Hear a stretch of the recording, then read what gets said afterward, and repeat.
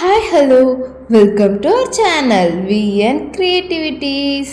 இன்றைக்கி நம்ம சேனலில் இதை பற்றி பார்க்க போகிறோன்னா என்னோட ஒன் டே வீலாக் பற்றி தான் பார்க்க போகிறோம். One day vlog of homemaker அப்படின்னாலே வீட்டில் சும்மா தானே இருக்கோம் அப்படின்னு ஒரு பேர். அப்படி சும்மா இருக்க ஒருத்தர் ஒரு நாளைக்கு எவ்வளோ வேலை செய்கிறோம் அப்படின்றது தான் இந்த வீடியோவில் நம்ம பார்க்க போகிறோம். நீங்கள் ஒரு ஹோம் மேக்கராக இருந்தால் கமெண்ட்டில் மறக்காமல் ஹாய் சொல்லிடுங்க. சரி வாங்க வீடியோக்குள்ளே போகலாம். வீடியோக்குள்ளே போகிறதுக்கு முன்னாடி இப்போ தான் நீங்கள் நம்ம சேனலில் ஃபர்ஸ்ட் டைம் பார்க்குறீங்கன்னா மறக்காமல் சப்ஸ்கிரைப் பண்ணிடுங்க. கூட இந்த பெல் ஐக்கானையும் கிளிக் பண்ணிடுங்க. அப்போ தான் நான் போகிற வீடியோஸோட நோட்டிஃபிகேஷன்ஸ் உங்களுக்கு வந்து சேரும். அன்றைக்கி காலையில் எழுந்தோன்னா வழக்கம் போல் என்னோடய கிச்சன் பால்கனிக்கு போய் நின்னாச்சுங்க. இங்கே ஒரு 2 செகண்டாவது டைம் ஸ்பெண்ட் பண்ணால் தான் எனக்கு அந்த நாளே நல்லாயிருக்கும்.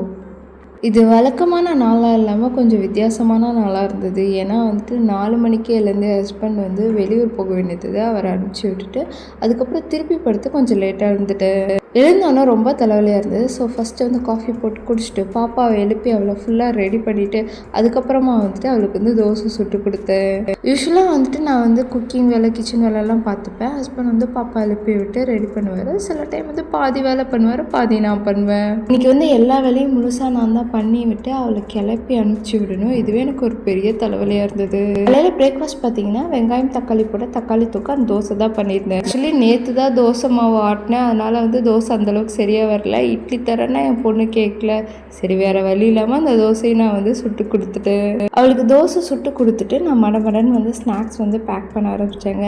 அன்றைக்கி ஸ்நாக்ஸ் பார்த்தீங்கன்னா கியூக்கும்பர் அண்ட் பனானா தான் அவளுக்கு கொடுத்துருந்தேன். இது கூட கொஞ்சமாக மக்கானா போட்டு கொடுத்துருந்தேன். இவள் பனானாவை கண்டிப்பாக சாப்பிடுவான்னு எனக்கு நல்லா தெரியும். ஆனால் கியூக்கும்பர் என்ன பண்ணுறான்னு எனக்கு தெரியல. அவங்க ஸ்கூலில் இப்போலாம் கொஞ்சம் ஹெல்த்தியாக கொடுத்துடுங்கன்னு சொல்கிறனால சரி நம்ம இந்த மாதிரி கொடுத்து விடலாம் அப்படின்னு சொல்லி நான் கொடுத்து விட்டேன். இப்படி கொடுத்து விடும்போது அட்லீஸ்ட் அவள் ஒன்றாவது டேஸ்ட்டுக்காவது எடுத்து வாயில் போடுவாள்ல, கொஞ்சம் கொஞ்சமாவது உள்ளே போகட்டும் அப்படின்னு நினச்சி தான் சொல்லி நான் கொடுத்து விட்டேன். பாப்பா எப்படியும் பனானா அண்ட் மக்கானா சாப்பிட்ருவா, அது எனக்கு நல்லா தெரியும். குக்கும்பர் சாப்பிட்லனாலும் எனக்கு கவலை கிடையாது. அட்லீஸ்ட் இப்படி கொஞ்சம் கொஞ்சமாவது உள்ளே போகட்டுமே அப்படின்ற நான் தான் கொடுத்து விட்டேன்.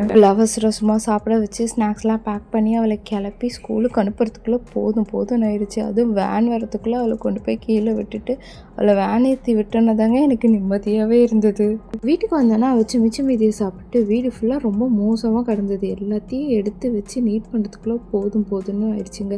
இதெல்லாம் நீட் பண்ணி எடுத்து வச்சதுக்கப்புறம் தான் நான் சமையல் வேலையே ஸ்டார்ட் பண்ணேன். அன்றைக்கி சிம்பிளாக தான் நான் லஞ்ச் பண்ணியிருந்தேன்.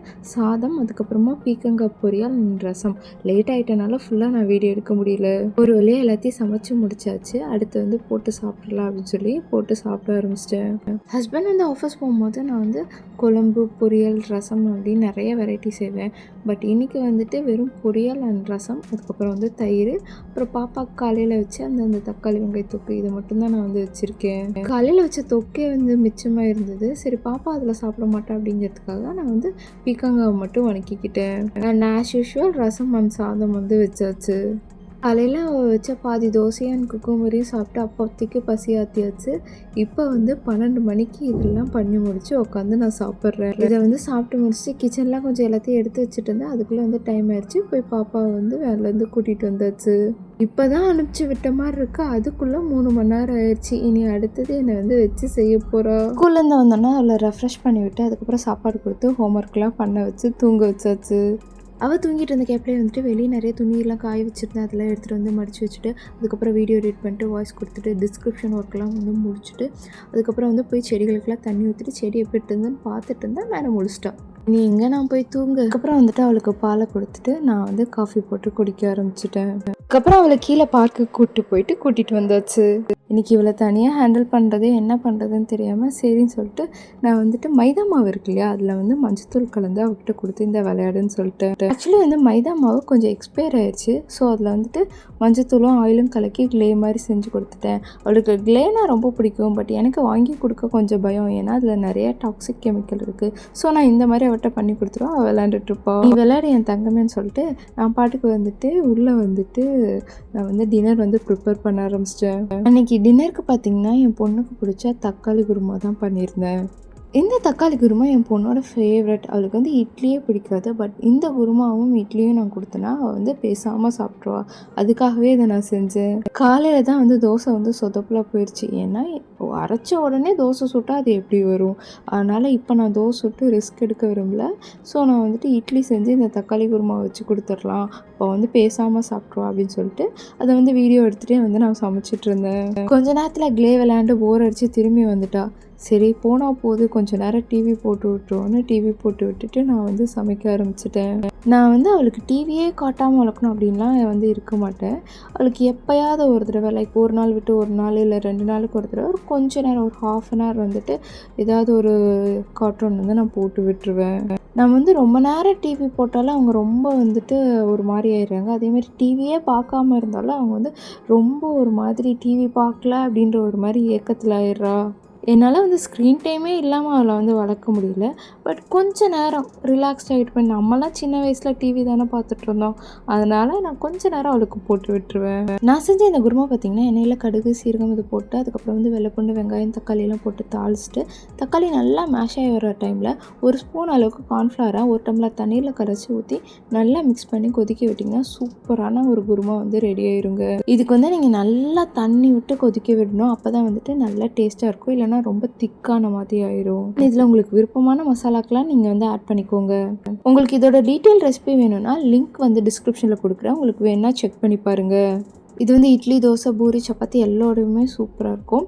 ஸ்பெஷலி வந்து இட்லி கூட செம்மையாக இருக்கும். என் பொண்ணு இட்லி கூட இந்த குழம்பு கொடுத்தா மட்டும்தான் இட்லி சாப்பிடுவா, இல்லைன்னா இட்லி சாப்பிடவே மாட்டா.